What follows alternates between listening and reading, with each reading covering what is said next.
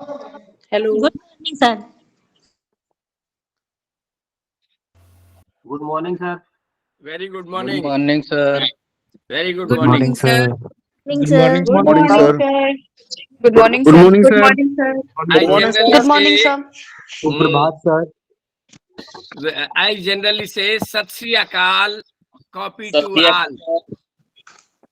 all, Sat Shri Akal, sir. and copy to all. मेरे ख्याल से सत श्री अकाल sir. Sat Shri Akal, sir. Waheguru का खालसा. बिना किसी देरी के we are late by 9 minutes. हाँ, back to 9 minutes. Salam, sir.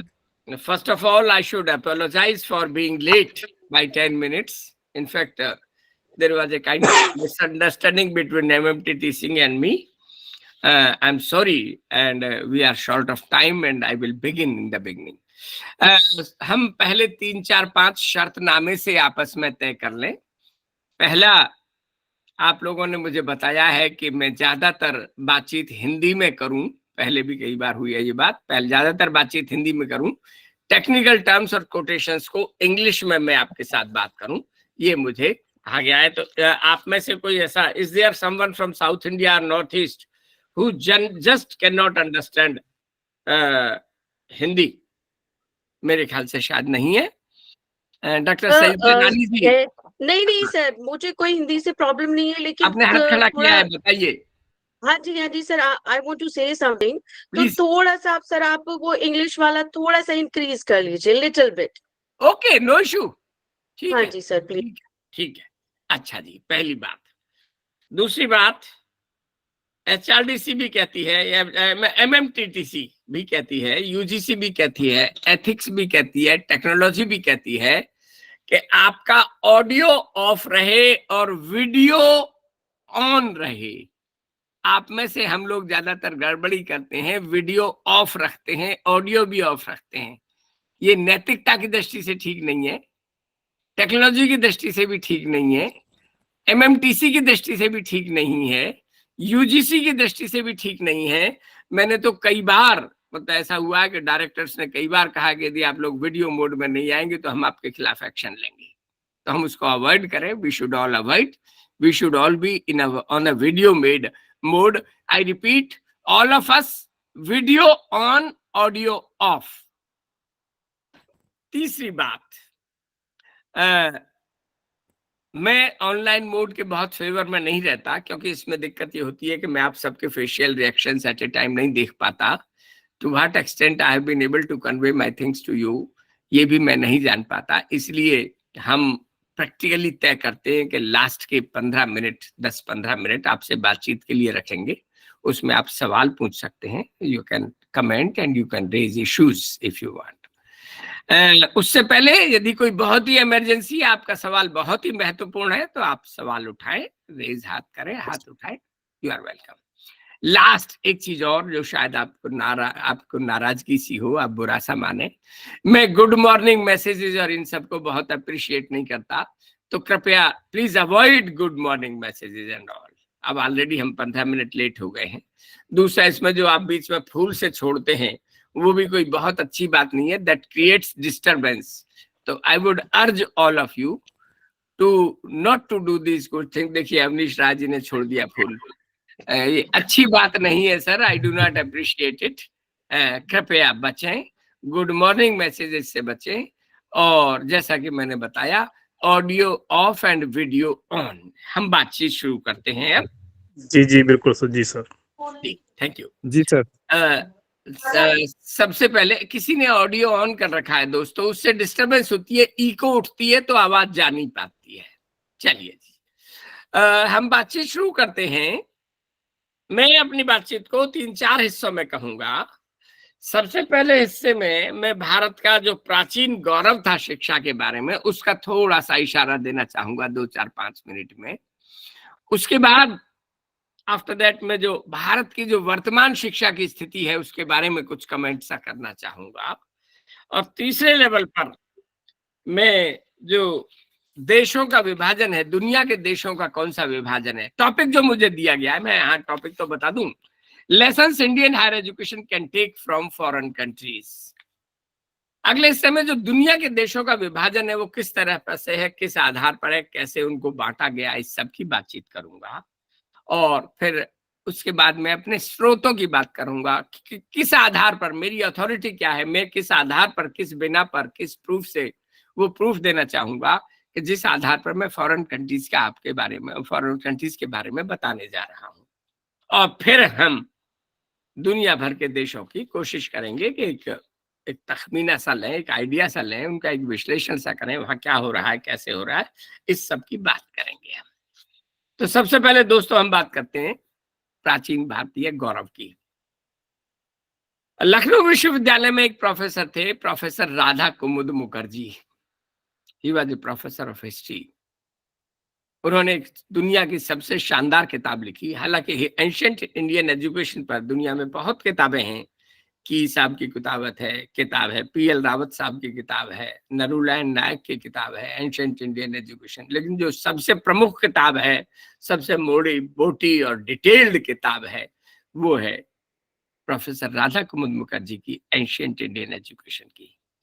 उसमें से मैंने कई हवाले लिए हैं, कई एग्जाम्पल्स लिए हैं। मैं सबसे बड़ा उसमें से ये लेना चाहता हूं कि आज भी भारत के अधिकतर विश्वविद्यालय उसी पैटर्न को फॉलो करते हैं, एटलीस्ट वन पर्टिकुलर डिजाइन में। जैसे कि मैं कहूंगा भारत का, उसमें एक बाकायदा नक्शा दिया हुआ है राधा कुमुद जी की किताब में कि वाइस चांसलर रेसिडेंस के एक तरफ गेस्ट हाउस होता है और दूसरी तरफ हॉस्पिटल होता था, और फिर गुरुकुल सिस्टम ऑफ एजुकेशन में, और फिर छात्रों के निवास और उनके बीच में टीचर्स के निवास। टीचर्स के निवास इकट्ठे नहीं होते थे जैसे आज होते हैं। एक टीचर के साथ अनेकों छात्र, फिर एक टीचर छात्र उसके साथ, फिर एक टीचर उसके छात्र। इस तरह से टीचर्स को उनके छात्रों के बीच में ठहराया जाता था।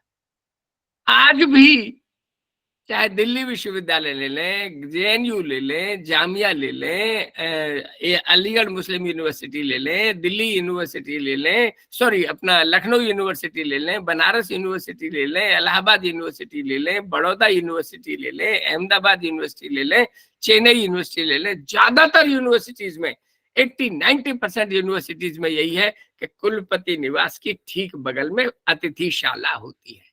So that one feature we have taken from foreign, the ancient Indian education pattern. दूसरी जो एक और हम लोगों को ज्यादातर को भ्रांति है कि गुरुकुल सिस्टम स्कूल लेवल का सिस्टम था और छोटे लेवल का सिस्टम था। ये बिल्कुल गलत है, absolutely wrong. Gurukul system was a complete integrated system था। इसमें primary education, secondary education, higher education, tertiary education जो भी हम कहें वो सब मिली हुई थी। इट वाज इंटीग्रेटेड, एकीकृत की हुई थी, एक में ही सारा था। इसका प्रूफ क्या है? इसका प्रूफ बड़ा शानदार है। समस्त गुरुकुलों में भारत में आज भी 1000 से ज्यादा गुरुकुल हैं भारत में, पुराने पैटर्न पर, काफी कुछ तक पुराने पैटर्न पर चल रहे हैं। इनमें कम से कम 18 विषय और ज्यादा से ज्यादा 25 विषय पढ़ाए जाते थे। Minimum 18 and maximum 25 subjects were taught in these gurukuls. अब 18 विषय आज दुनिया में एक भी यूनिवर्सिटी ऐसी नहीं है जहां 18 विषय पढ़ाए जाते थे, बच्चे को एक साथ पढ़ाए जाते हो। 3-4 विषय पढ़ लेता है, 5 पढ़ लेता है, 6 पढ़ लेता है, इससे ज्यादा विषय नहीं पढ़ता। गुरुकुलों में वेद, वेदांग, उपवेद, कल्प, छंद, निरुक्त, व्याकरण, मृग विद्या, सर्प विद्या, चर्म विद्या, विधि शास्त्र, चिकित्सा शास्त्र जैसे अनेकों विषय पहली क्लास से ही, शुरुआत से ही पढ़ाए जाते थे। 6 साल की उम्र में बच्चे को दाखिल करते थे, 12 साल की शिक्षा होती थी ज्यादातर गुरुकुल्स में। तो ये एक बड़ा प्रूफ है कि इतनी सारी शिक्षाएं जो एक साथ इकट्ठी दी जा रही है तो प्राइमरी एजुकेशन नहीं है, it's a complete system of education. दूसरी जो एक और तीसरी प्रमुख बात है, हम में से ज्यादातर लोगों को ये दिमाग में है कि 12 साल का गुरुकुल था। नो, ज्यादातर गुरुकुल 12 साल की शिक्षा देते थे, बट देयर वर सम गुरुकुल्स जो 24 साल की शिक्षा देते थे। देयर वर सम गुरुकुल्स जो 36 साल की शिक्षा देते थे। इतना ही नहीं, ऐसे भी गुरुकुल थे जो 48 साल की शिक्षा देते थे, छात्र वहां 48 साल तक पढ़ता था। और आगे बढ़े, ऐसे भी कुछ छात्र थे जो कहते थे जी मैं सारी उम्र पढ़ूंगा, तो वो वहां सब किया जाता था, वो उनकी शिक्षा की व्यवस्था पूरी उम्र किया जाते थे। एक और बड़ी खास बात, जो दुनिया का एक भी विश्वविद्यालय सारी दुनिया में, स्कूल छोड़िए विश्वविद्यालय भी सारी दुनिया में पूरी नहीं करता शर्त को, ऑक्सफोर्ड ले लें, कैम्ब्रिज ले लें, हार्वर्ड ले लें, बोस्टन ले लें, कोई भी यूनिवर्सिटी इस लेवल पर नहीं खड़ी करती। भारत में एक समय पर 5 महाआचार्य थे, महागुरुकुल, 5 महागुरुकुल्स। महागुरुकुल के अध्यापक को आचार्य कहा जाता, महाआचार्य कहा जाता था। और महाआचार्य की परिभाषा है, महाआचार्य वो है जिसके गुरुकुल में 10,000 छात्रों को 12 साल तक रहने, खाने और पढ़ाने की सुविधाएं थी। I repeat, महागुरुकुल is one where there is provision for boarding, lodging and education of 10,000 students for 12 years together. मैं फिर रिपीट करूं, दुनिया की एक भी यूनिवर्सिटी ऐसी नहीं है जिसमें इतने संसाधन हो को 10,000 छात्रों को 12 साल तक खिला पिला सके। ओके, एक और खास बात, टीचर पीपल रिलेशनशिप जबरदस्त थी। गुरु अपने बच्चों को, स्टूडेंट्स को बच्चों से भी ज्यादा प्यार करता था। और एक और, जंगल और शहरों और गांवों से दूर जंगलों में बसे थे, अरण्यक संस्कृति में ये गुरुकुल्स थे। लास्ट एक कमेंट और करूंगा, यूएनओ ने 1987 में एक कमेटी बनाई थी, ब्रिटलैंड कमेटी, और उसके प्रीफेस में कहा कि शिक्षा ऐसी होनी चाहिए, शिक्षा का आदर्श ये है। और उस प्रीफेस में उन्होंने ऋग्वेद से वर्बेटम कोट किया था कि शिक्षा ऐसी होनी चाहिए। ब्रिटलैंड कमेटी ने भी लोहा माना कि दुनिया में यदि कोई बढ़िया सिस्टम था तो वो गुरुकुल सिस्टम था। I stop here deliberately. मैं अब मॉडर्न एजुकेशन पर आता हूं। आधुनिक शिक्षा में मैं 1-2 हवाले दूंगा, 2 एग्जांपल्स दूंगा। एक किताब है, E.F. शूमाकर ने लिखी है, जर्मन ऑथर हैं, ब्रिटेन में कोल माइंस के डायरेक्टर थे। उन्होंने एक किताब लिखी, स्मॉल इज ब्यूटीफुल। हालांकि इन्होंने कई किताबें लिखी, पर यह किताब ज्यादा प्रसिद्ध रही। देखिए, मैं देख रहा हूं आप में से ज्यादातर लोग बेईमानी की ओर अग्रसर हो रहे हैं। Audio of and video on नहीं है, ये अच्छी बात नहीं है। This is not a good thing, I would say. Any, आज के संदर्भ में शूमाकर की किताब में बैक फ्लैप पर एक कोटेशन लिखा हुआ है। वो कोटेशन कहता है, today man is being destroyed by the inner conviction of his uselessness and no amount of economic growth can compensate for the same. आज मानव अपने अंदर के खालीपन से कि मैं किसी मतलब का नहीं हूं, इतना ज्यादा नष्ट हो रहा है कि उसे किसी भी प्रकार की इकोनॉमिक ग्रोथ कंपनसेट नहीं कर सकती। इसका मैंने केवल एक थोड़ा सा 2 शब्द बदले हैं। वो इंडियन एजुकेशन प्राइमरी, सेकेंडरी और हायर पर काफी कुछ लागू होती है, काफी कुछ, पूरा नहीं। Today Indian education, particularly higher education, is being destroyed by the inner conviction of its uselessness and no amount of inputs can compensate for the same. आज भारतीय शिक्षा, विशेष रूप से उच्च शिक्षा, अपने अंदर के खालीपन से, अपने अंदर के निकम्मेपन से, कोई मतलब की नहीं है, इतनी ज्यादा नष्ट हो रही है कि उसको किसी भी प्रकार के इनपुट्स दे लें और वो उसकी भरपाई नहीं कर सकती। एक और एग्जांपल दूंगा। 1972 से पहले बंबई में एक एक्सपेरिमेंट चला था और 3 साल तक एक संस्था ने चलाना चाहा कि 6ठी, 7वीं, 8वीं में हम अपनी तरह से पढ़ाएंगे बच्चों को, अपनी तरह से किताबें देंगे और हमारी किताबें होगी और अपनी तरह से एग्जाम लेंगे। 3 साल तक प्रयोग चला। बॉम्बे म्युनिसिपल कॉर्पोरेशन ने बाद में मना कर दिया कि no, we will not allow you to give the freedom of examination. हम आपको फ्रीडम नहीं देंगे, आपका बच्चे बिगाड़ दोगे, आप स्टैंडर्ड लो कर दोगे, आप फलाना लो कर दोगे, ये कर दोगे, मना कर दिया।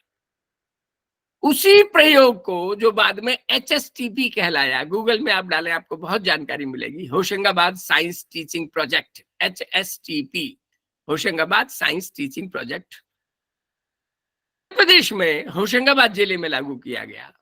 तो लागू करने से पहले chief secretary mister BD Sharma थे, उनके ऑफिस में गए, उनसे बात करी, उन्हें समझाया, 2 घंटे तक बात करी। उन्होंने कह दिया ठीक है मैं राजी हूँ। कि सर हम किताबें भी अपने रखेंगे? कि हाँ मैं राजी हूँ। कि सर हम एग्जामिनेशन भी हम अपना रखेंगे? कि मैं राजी हूँ, डोंट वरी, कल MOU बना के ले आना, बना लेंगे, कल तक बन जाएगा और हम आपको फ्रीडम दे देंगे, ऑटोनॉमी। अगले दिन जब साइन हो गया, डरते डरते उन्होंने पूछा कि सर एक बात बताइए, बुरा मत मानिए, अब तो साइन हो गया है, हमें वहां 3 साल में वो फ्रीडम नहीं मिली, आपने 2 घंटे में ही फ्रीडम दे दी। तो डॉक्टर श्री BD शर्मा जी ने जो उत्तर दिया, बड़ा ऐतिहासिक उत्तर है, वो दस्तावेजों में दर्ज है। वो कहते हैं कि मध्य प्रदेश की शिक्षा इतनी ज्यादा बर्बाद हो गई है कि अब आप इसको इससे ज्यादा और बर्बाद कर ही नहीं सकते। इसीलिए मैं भारत में किसी भी नए प्रयोग का बहुत ज्यादा स्वागत करता हूं, क्योंकि भारतीय शिक्षा इतनी ज्यादा बर्बाद हो गई है कि इससे ज्यादा और बर्बाद नहीं हो सकती। It can not be further destroyed. इसलिए any experiment is welcome to come for this. मैं अब अगले हिस्से में आता हूं, दुनिया के देशों का विभाजन करता हूं मैं। दोस्तों, दुनिया के देशों के विभाजन के कई तौर तरीके हैं, कई तरह से। मोटा सबसे आसान विभाजन होता है दुनिया के अमीर देश और गरीब देश। अमीर देश में हम France, Britain, Japan, America, Italy, Sweden इनको ले लेते हैं। गरीब देशों में हम लेते हैं अफ्रीका के देश को ले लेते हैं, छोटे मोटे श्रीलंका, पाकिस्तान, बर्मा को गरीब देश ले लेते हैं। एक और इसी तरह का क्लासिफिकेशन है कि डेवलप्ड एंड अनडेवलप्ड कंट्रीज, विकसित देश और अविकसित देश। विकसित में अमीर आ गए, अविकसित में गरीब आ गए। लोगों ने कहा जी अविकसित कहना थोड़ा सा स्टिग्मा हो जाएगा, अच्छी बात नहीं है, तो अच्छा उन्होंने कहा 3 टर्म यूज कर लो, developed countries, undeveloped countries and developing countries. उनका नहीं जी ये भी गलत है, तो अच्छा कोई 2 ही रखो, developed countries and developing countries. Developed and developing, सारे गरीबों को डेवलपिंग में डाल दो। इस तरह का ये एक क्लासिफिकेशन हुआ। फिर इसी तरह के दुनिया के देशों को अनेक प्रकार के क्लासिफिकेशन चल रहे हैं सारे देश में, दुनिया में। जैसे उन्होंने ग्रुप बना लिए, आपस में ग्रुप बना बना के उन देशों को कह देते हैं कि ये क्लासिफिकेशन है, ये एक वर्ग है, ये एक वर्ग है, ये एक वर्ग है। For example, we have SAARC countries, we have NATO countries. NATO के पीछे ही झगड़ा हो रहा है रूस और यूक्रेन का, हम और आप जानते हैं। There are quad countries, there are brick countries, there are G5, there are G20, there is European union. अनेकों प्रकार के अलग अलग वो हैं। और कई मायनों में यूरोपियन यूनियन ने कहा कि हमारी करेंसी भी सेम रहेगी, हमारा कंबाइंड प्रेसिडेंट भी रहेगा, हमारी अपनी कंबाइंड गवर्नमेंट भी रहेगी। इस तरह से उन्होंने अपने अपने तरह से विभाजन किए दुनिया के। एक और विभाजन की मैं आपके साथ बात करना चाहूंगा, बड़ा पर्टिकुलर विभाजन है, बड़ा शानदार विभाजन है। आज से 5-6 साल पहले एक किताब आई, फैक्टफुलनेस। फैक्टफुलनेस बहुत शानदार किताब है, मेरे पास यहाँ कहीं रखी है इधर उधर। फैक्टफुलनेस किताब को लिखने वाला, इस किताब की भी बड़ी रोचक कहानी है। मूल किताब या मूल काम एक उन्होंने ससुर, बेटा और बहू, इसमें बहू का बहुत ज्यादा काम था। तो ससुर साहब की जब डेथ होने लगी, कैंसर से डेथ हो रही थी उनकी, तो उन्होंने बहू से कहा कि बेटी तू अपने नाम से किताब पब्लिश करना, तेरा ही सारा काम है। नहीं पापा मैं ऐसा नहीं करूंगी। तब उसने बहू का ये बड़प्पन देखिए, इंडिया मतलब विदेशों में भी ये चीज मिलता है। फर्स्ट ऑथर इज रोलिंग हंस, दूसरा उनका बेटा है और तीसरा वो खुद महिला है। रोलिंग हंस की किताब है फैक्टफुलनेस। इस किताब का मैं हवाला देना चाहूंगा, बड़ा इंटरेस्टिंग। मैं अक्सर बात किया करता हूं, बहुत ही दुनिया के देशों को बहुत अच्छी तरह से डिवाइड किया है। उसने कहा कि यदि एक एक्स एक्सिस ले लो और एक वाई एक्सिस ले लो, x and Y. X axis पर दुनिया के देशों की एवरेज एज निकालो। एवरेज एज हर आदमी की क्या है हर देश में, और इस पर एवरेज इनकम कितनी है देश की। प्रत्येक नागरिक की इनकम को देश की संख्या से डिवाइड करिए, जनसंख्या से, एवरेज इनकम मिल जाएगी। तो यहाँ जो नीचे होंगे वो कम से कम एज और कम एज ग्रुप और कम से कम इनकम वाले होंगे, और इधर जो होंगे वो सबसे ज्यादा इनकम और सबसे ज्यादा एज ग्रुप वाले होंगे। दोस्तों, उस क्लासिफिकेशन में एक बड़ी इंटरेस्टिंग बात पाई गई।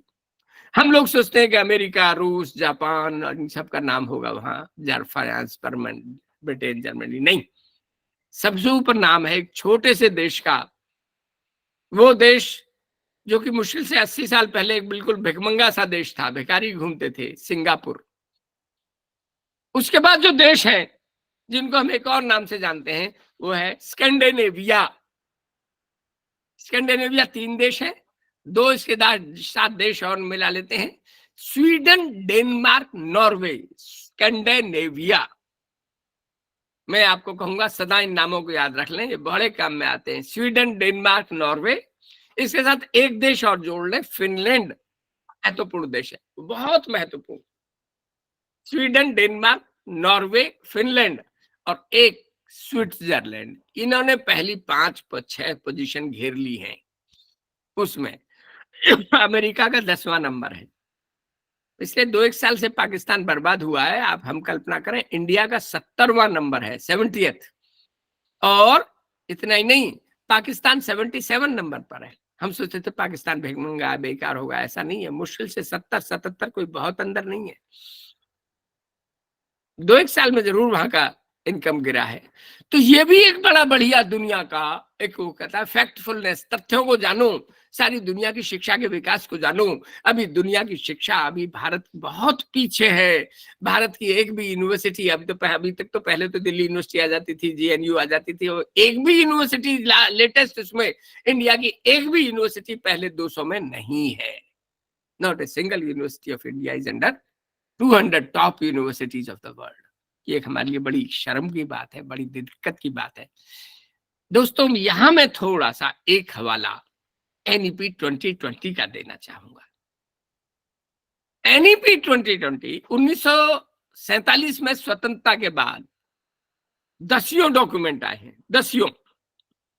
राधा कृष्णन कमीशन 48 में आया, मुदालियर कमीशन 53 में आया, कोठारी कमीशन 66 में आया।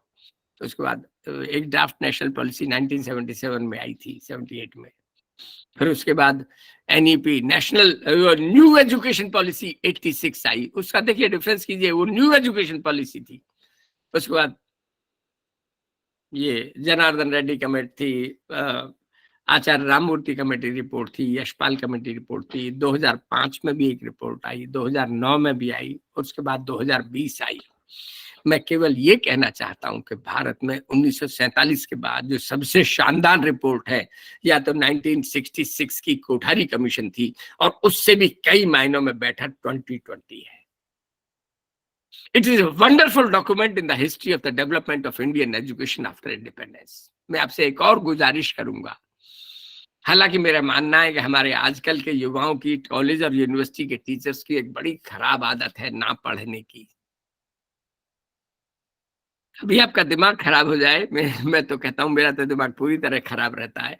आप इस किताब को NEP 2020 के डॉक्यूमेंट को पढ़िएगा। It is a wonderful document. मेरा स्पष्ट मानना है कि आपका व्यक्तित्व, आपका सोच, आपका चिंतन, आपका दृष्टिकोण, आपकी समझ बहुत बेहतर हो जाएगी। इस 100 पेज के डॉक्यूमेंट को पढ़ लीजिए, आपकी टीचिंग बेहतर हो जाएगी, आपका एटीट्यूड बेहतर हो जाएगा, आपकी रेस्पॉन्सिबिलिटी ज्यादा हो जाएगी, आप अपने आप को ज्यादा विवेकशील मान पाएंगे इस पुस्तक को पढ़ने, छोटी सी पुस्तक को पढ़ने के बाद।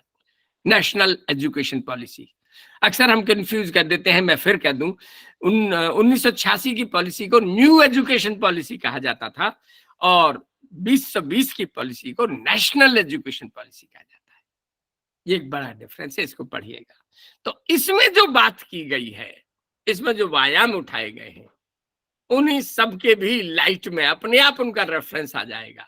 मैं बात करूंगा हमारे यहाँ क्या होना चाहिए। बहुत सी बातें अमेरिका में जो है, ब्रिटेन में, जो दुनिया के टॉप कंट्रीज में हो रही हैं, हम लोग करते हैं, करना चाहते हैं, तो उनको किस तरह से किया जाए, क्या किया जाए, क्या क्या प्रैक्टिकल एस्पेक्ट्स हैं, उस सब की बातचीत मैं अब करूंगा। अगला हिस्सा है कि मेरा बेसिस क्या है, what are my sources of this information. सबसे पहला और सबसे आसान स्रोत रहा है मैंने बीएड एमएड दिल्ली यूनिवर्सिटी से किया है, बीएड एमएड एमफिल 3 साल तक मैं वहां रहा और 2 साल तक मैंने वहां पढ़ाया भी था। तो वहां एमएड में कंपलसरी पेपर होता था, एक कंपैरेटिव एजुकेशन टाइप का, दुनिया के विकसित देशों की शिक्षा, विकासशील देशों की शिक्षा, गरीब देशों की शिक्षा में हम लोग पढ़ते थे। तो पहला सोर्स है कि मेरे एमएड में जो हम लोग पढ़ते थे उसमें हम लोगों को बताया गया था कि फिलीपींस और घाना ये डेवलपिंग कंट्रीज हैं, बड़ा खराब हालत है, और अमेरिका, रूस, ब्रिटेन, जो अमेरिका, इन सब की शिक्षा बड़ी शानदार शिक्षा है। दोस्तों आज अभी आप गूगल में डालें which countries education system is the best, आपके सामने उत्तर आएगा फिनलैंड।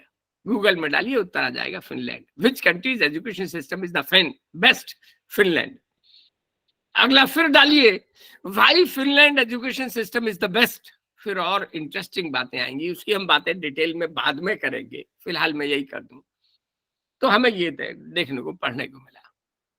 दूसरा, मैं खुदा का बड़ा भाई नहीं हूँ, खुदा का भाई नहीं हूँ, मैं एक सामान्य इंसान हूँ। मैं पूर्ण विनयशीलता से कहना चाहता हूँ कि मेरे इस मामले में बड़े रिच एक्सपीरियंस रहे।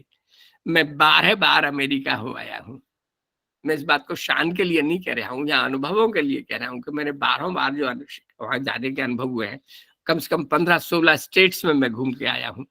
2 बार ऑफिशियल ट्रिप पर गया था। कैलिफोर्निया स्टेट यूनिवर्सिटी के 21 कैंपस हैं, सबसे बड़ा कैंपस इनका लॉस एंजलिस में है, और उसके बाद एक यहाँ से 23 मील दूर एक कैंपस है लॉन्ग बीच। 23 मील दूर जगह का नाम, एक शहर का नाम ही लॉन्ग बीच है। तो उस लॉन्ग बीच शहर में मैं 2 बार एमओयू डेवलप करने के लिए 2 बार मुझे जाने का मौका मिला, और 10 बार मैं अपने पर्सनल मित्रों से, भाई दोस्तों से, भाइयों से, भाई से, बेटे से वगैरह से मिलने गया हूँ पर्सनल विजिट्स पर। तो वो अनुभव मेरे साथ आए हैं। वहां मैंने Minneapolis university, California state university Long Beach में मैं रहा, टीचर्स के साथ मिले, महीने भर रहा, उनसे बातचीत की, उनके यहाँ लेक्चर्स दिए। फिर मैं मिनीसोटा राज्य की राजधानी मिनियापोलिस में गया, 4 बार गया, वहां रहा, वहां की यूनिवर्सिटीज कॉलेजेस में गया, वहां स्कूल्स में भी गया, देखा, वहां लेक्चर्स भी दिए। और उसके बाद में टेक्सास स्टेट की राजधानी ऑस्टिन में गया हूं मैं 4-6 बार, और वहां भी मैंने वहां यूनिवर्सिटी में पढ़ाया। कई वहां अपने दोस्त बने, कई प्रोफेसर दोस्त बने। बहुत अविस्मरणीय मेरे मित्र हैं प्रोफेसर स्टीफन फिलिप्स, उनके डिपार्टमेंट ऑफ फिलोसफी में मैं लेक्चर्स देने गया, उनके कई बार बातचीत की, उनके साथ अतरंग बातचीत करता था, मैं बैठता था, तो वो सारी बातचीत मेरे सामने है। एक और बड़ा सोर्स है मेरे सामने, एक मेरे मित्र हैं प्रोफेसर मैथ्यू स्वार्डलॉफ, वो डेनबरी यूनिवर्सिटी में एडजंक्ट प्रोफेसर हैं, और साथ ही इसी के साथ वो डायरेक्टर स्कूल एजुकेशन है। वहां 2-2 नौकरी, 3-3 नौकरी भी कर सकता है आदमी। डेनबरी नौकरी में एडजंक्ट है, परमानेंट नहीं है, एडजंक्ट है, जुड़े हुए हैं प्रोफेसर, और परमानेंट नौकरी उनकी डायरेक्टर स्कूल एजुकेशन की है। उनके घर में 5 दिन रहा, और उनके साथ 8-9 स्कूलों में मैं घूमने गया। उन सारे अनुभवों को मैं आपके साथ शेयर करूंगा। दोस्तों मैं देख रहा हूं केवल 1 व्यक्ति, 2 व्यक्ति ही ऑनलाइन हैं वीडियो मोड में। कृपया बेईमानी से बचें। My humble request, let us be honest and faithful to the system. इसी के साथ प्रोफेसर स्वार्डलॉफ की पत्नी प्रोफेसर एलिजे गोल्ड सनी में पढ़ाती हैं, स्टेट यूनिवर्सिटी ऑफ न्यूयॉर्क। वहां मुझे जाने का मौका मिला, उनके साथ, मैडम के साथ इंटरेक्शन हुआ। उनके तो घर में ही रह रहा था मैं 5 दिन से, तो उनसे बातचीत हुई, उनके साथ इंटरेक्शन हुए। इसी के साथ उस डिपार्टमेंट में जो प्रोफेसर एंड हेड है professor गावरी Parameswaran, state university of New York, Sunny के भी 18 कैंपस हैं। State university of New York, New York राज्य में जो 18 विश्वविद्यालय है, उन 18 विश्वविद्यालय में वहां से न्यूयॉर्क से 3.5 घंटे की दूरी पर एक जगह है न्यू पाल्ट्स, NEWPALTZ, वहां ये प्रोफेसर थी, गावरी परमेश्वरन, एजुकेशन की हेड। इनसे मेरी बातचीत हुई, इनके लेक्चर्स दिए, इनके साथ इंटरेक्शंस हुए। उस सबके आधार पर मैं आपसे बात करने जा रहा हूं। ये मेरा बेसिस है, ये मेरा एक ये कहना सोर्सेस है। एक बात जो बड़ी कॉमन मैं बताना चाहूंगा जो बहुत आसान हो जाएगी और उससे हमारा एजुकेशन सिस्टम में हमारे में बहुत अंतर या उस समय उनके में उसका प्रभाव पड़ता है और बड़ी इम्पोर्टेंट है। हालांकि इसके पॉजिटिव और नेगेटिव दोनों बातें हैं। और यहाँ मैं एक क्वेश्चन और देना चाहूंगा दोस्तों, जो सब कुछ विदेशों में हो रहा है वो अच्छा नहीं है। सब कुछ अच्छा नहीं है, ऐसा नहीं है कि सब कुछ अच्छा है। इसलिए सब कुछ अनुकरणीय नहीं है, सब कुछ खराब भी नहीं है। मैं इसी सांस में कहूं, भारत की शिक्षा में भी सब कुछ खराब नहीं है, बहुत कुछ अच्छी बातें हैं। हम कई मामलों से बहुत बेहतर है।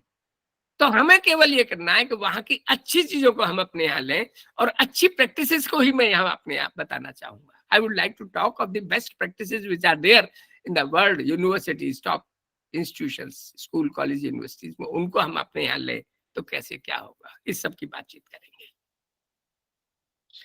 एक जो जनरल कल्चर है, अब मैं यूनिवर्सिटीज की, मैं उनकी कंट्रीज की बात करूं, इधर से तो आप पूरा ऑस्ट्रेलिया उठा लीजिए, इसके साथ न्यूजीलैंड, वेस्ट इंडीज ले लीजिए, इधर आप साउथ अफ्रीका ले लीजिए, और उधर और आगे चल के पूरा यूरोप और ब्रिटेन ले लीजिए, और उधर पूरा अमेरिका, नॉर्थ अमेरिका या अमेरिका, दोनों शब्द प्रयोग होते हैं इसके लिए, और उसके नीचे जो साउथ अमेरिका के ज्यादातर कंट्रीज ले लीजिए। यह एक बड़ी अजीब सी संस्कृति है। मैं अजीब सी इसलिए कहूंगा कि हमने भारत में अभी तक इसको लागू नहीं किया है।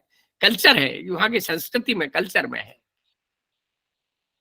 वहां बच्चा, ये तय है, ये अनरिटन रूल है, कोई इसके लिए बाधा नहीं है। अनरिटन रूल है, 6 साल में बच्चा स्कूल जाएगा, 12 साल की स्कूल एजुकेशन होगी, और 18 साल की उम्र तक बच्चा अपने माँ बाप तक रहता है। ये है अनरिटन रूल।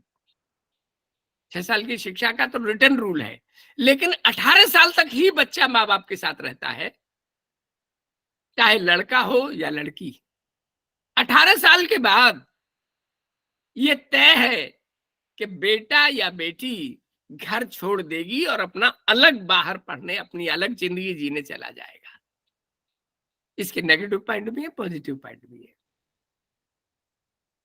एक जो पॉजिटिव पॉइंट है, मैं इंडिया को कंपैरिजन करूं, मैं नाम नहीं लूंगा, इंडिया में एक बड़े रेपुटेड मेरे मित्र प्रोफेसर हैं, वो खुद कॉन्फेस करते थे जब इन बातों की होती थी कि उमेश तुम सोच नहीं सकते, मैं एमए तक अपने पिताजी के साथ सोता था, मेरे में मैच्योरिटी नहीं थी।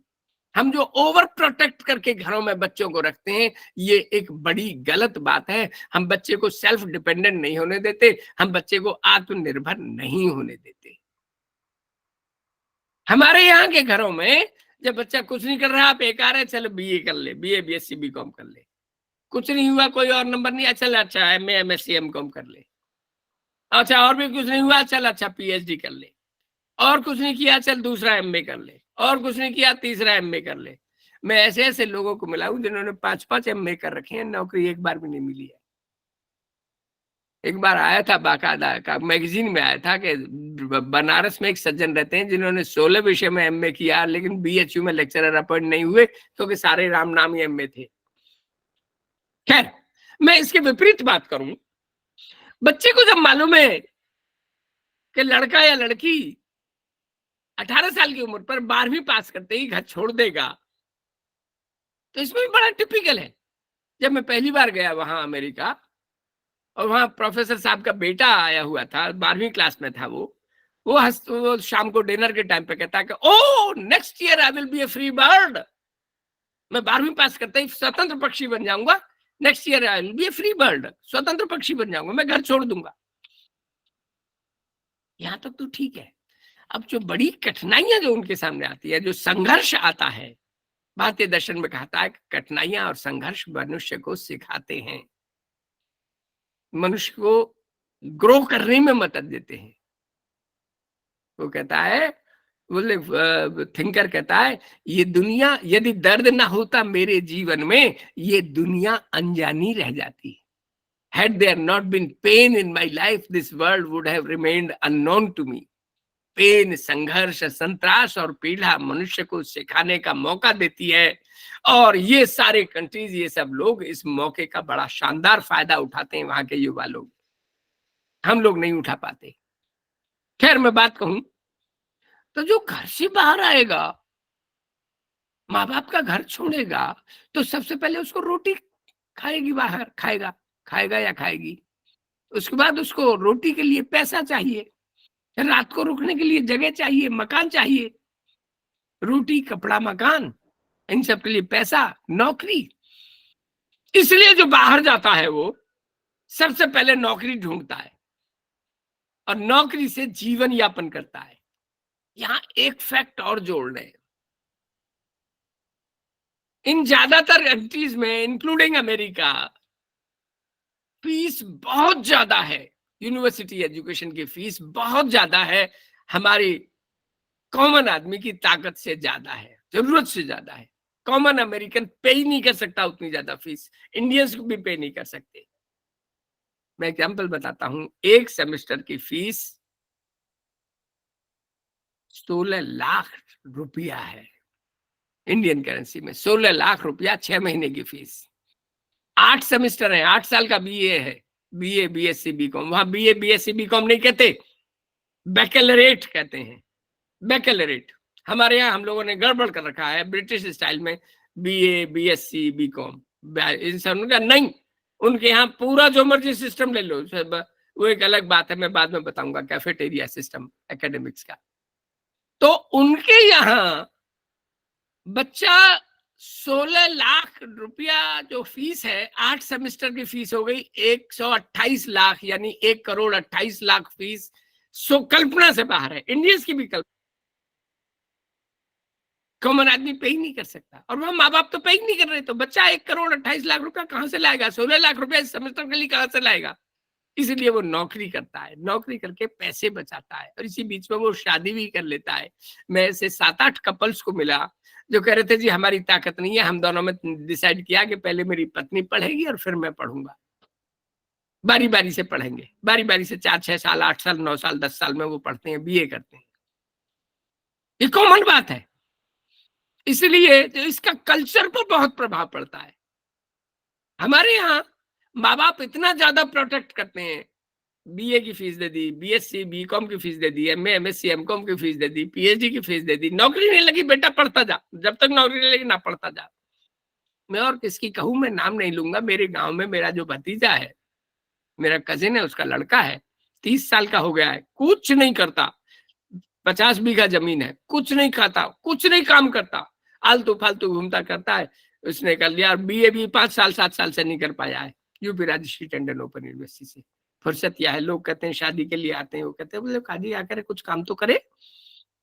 ये जो इंडियन कल्चर की इस एस्पेक्ट को मैं कहता हूं कि ये एक बहुत अच्छी बात नहीं है, ठीक बात नहीं है। ये इन सेल्फ डिपेंडेंस, आत्मनिर्भरता, वहां की एजुकेशन का बहुत बड़ी सीमा तक एक कोर कैरेक्टर है, जो कि अच्छी बात मानता हूं मैं। यहाँ इस मायने में उनका अच्छी बात है, हमारे थोड़ा गड़बड़ है, हमें यहाँ संस्कृति को बदलाव करना चाहिए।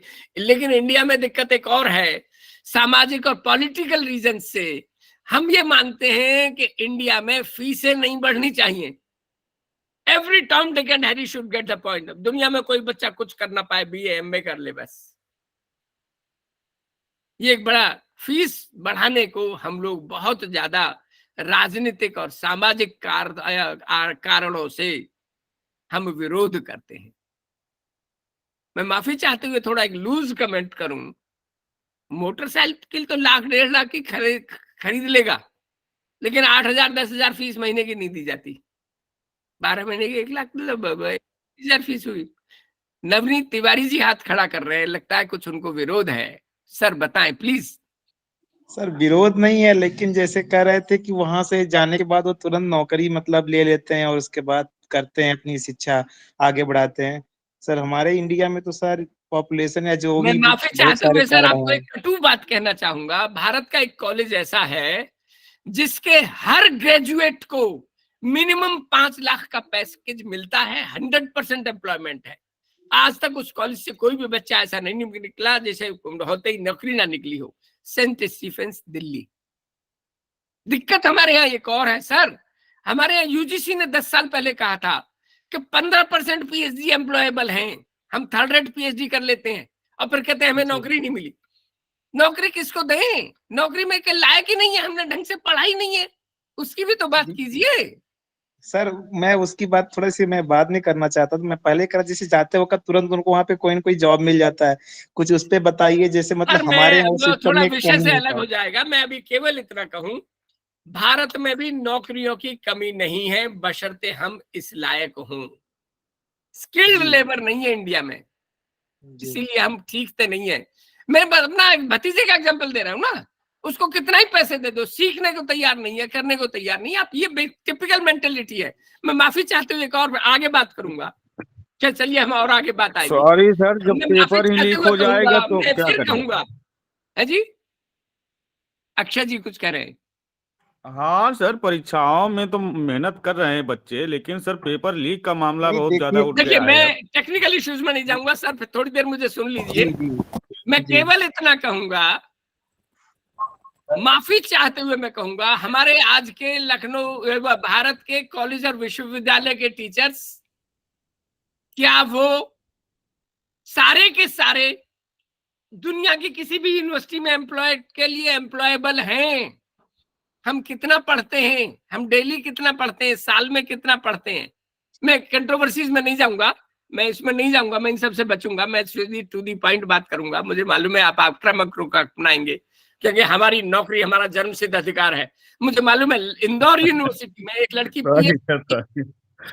मैं माफी चाहते हुए, आई एम सॉरी, पीएचडी लड़की थी और बुक लिफ्टर थी लाइब्रेरी में, और वो हर 5 साल में एक बार अखबार में निकलवा देती थी किसी मुझे नौकरी, बुक लिफ्टर की चपरासी से लेवल की नौकरी दे रखी है, चपरासी के लेवल की नौकरी ले रखी है। मैं उस महिला से खुद मिला, ढक्कन थी वो नौकरी महिला। उससे उन लोगों ने कहा, उनके मुझे लाइब्रेरियन साहब ने कहा कि सर इससे एक ये एप्लीकेशन है, उससे एक ही एप्लीकेशन में 5 गलतियां थी एक पेज में।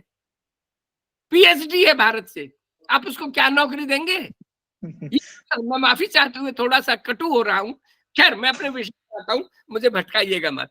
Sir Sorry. मैं मेरा मूल प्रश्न ये था कि जो बच्चे वहां पे जाते हैं, मतलब अमेरिका में आप बता रहे थे, वो तुरंत नवनीत कोई जी जॉब थोड़ी देर के लिए तर्क मत कीजिए, थोड़ा आधा घंटा नहीं और सर, सुन लीजिए, मुझे सह मैं ये लीजिए। चाहता हूँ कि आप बताएं वो किस तरह का जॉब ले लेते मैं वहां पे, बताऊंगा क्या सर, सिस्टम है। मैं आधा घंटे, मेरे भाई सुन तो लो, आधा घंटे ठीक सुन लो, उसके बाद आप ठीक 6 सवाल पूछिएगा।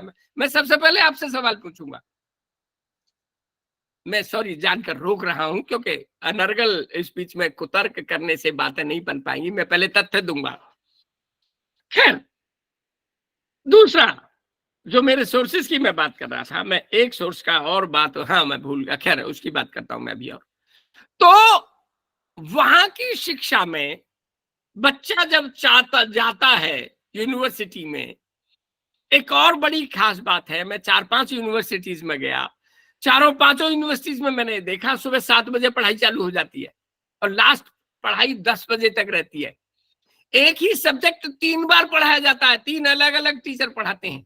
7 से 12 पढ़ाई होती है, 12 से 5 पढ़ाई होती है, 5 से 10 पढ़ाई होती है। क्यों? कि मैं सुबह नौकरी कर रहा हूं तो शाम को पढ़ लूं, शाम को नौकरी कर रहा हूं तो सुबह पढ़ लूं, और कहीं और बीच मुझे कोई टाइम शूट नहीं कर पा रहा तो मैं बीच में भी पढ़ लूं, अलाउड।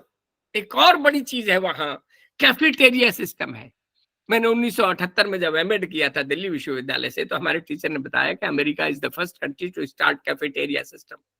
कैफेटेरिया सिस्टम का मतलब है मैं एक सब्जेक्ट लूंगा संस्कृत, एक लूंगा हिस्ट्री और एक लूंगा physics. Allowed, you are allowed. और इस तरह से आप कोई भी सब्जेक्ट ले लीजिए, यूनिवर्सिटी में लाइब्रेरी देख लीजिए, यूनिवर्सिटी का फंक्शन देख लीजिए, यूनिवर्सिटी में ये सब देख लीजिए और आप करिए मजे से। खैर एक बात जो बीच में छूट रही है वो ज्यादा इंपॉर्टेंट है। मान लो मैं टैलेंटेड हूं और मैं घर से बाहर आ गया हूं, तो यूनिवर्सिटी कहती है टैलेंट के लिए कमी नहीं है, आप टैलेंटेड हैं, हम आपको स्कॉलरशिप देंगे, we will give you scholarship. आपको हम मुफ्त रहने का देंगे, उसके साथ आपको आप अपना कमरा भी देंगे, आपको लाइब्रेरी भी देंगे, आपकी फीस भी माफ करेंगे, आपको फुल फीस प्लस स्कॉलरशिप। थोड़ा कम इंटेलिजेंट है, हम पूरी फीस माफ कर देंगे। थोड़ा और कम इंटेलिजेंट है, हम 50% माफ कर देंगे। आओ, इफ यू आर इंटेलिजेंट आप इसमें फीस माफी का ले लो। इंडियंस के लिए भी ऑफर है वो, इंडियंस जाए 1,28,00,000 नहीं, आपको केवल 64 लाख फीस देनी पड़ेगी, आप आ जाओ। और कुछ नहीं कर सकते कि अच्छा ठीक है आप और 16 और 25% फीस माफ हो जाएगी, 32 लाख फीस बनेगी आपकी। सिर्फ 32 लाख में आ जाओ, सारे साल भर की माफ कर रहे हैं, बाकी आप 32 लाख फीस में आप 4 साल पढ़िए तो फीस माफ करने को तैयार है। एक और तरीका है, बच्चा फिर भी पढ़ना चाहता है, इंटेलिजेंट भी नहीं है, फ्रीशिप भी नहीं ले पा रहा, माँ बाप कहते हैं, मान लो माँ बाप अमीर है, बेटे मैं लोन दे दूंगा तुझे, कागज पे स्टैम्प पेपर पर लिख के मैं तुझे लोन दे दूंगा, I will give you loan for study for 4 years, तुम नौकरी करके और मुझे वापस देना। फिर एक और उपाय है, हर आदमी अमीर नहीं होता। इंडियन पेरेंट्स जो वहां रहते हैं वो काफी हद तक अपने बच्चों की शिक्षा का पूरा खर्च वहन करते हैं, वो करते हैं।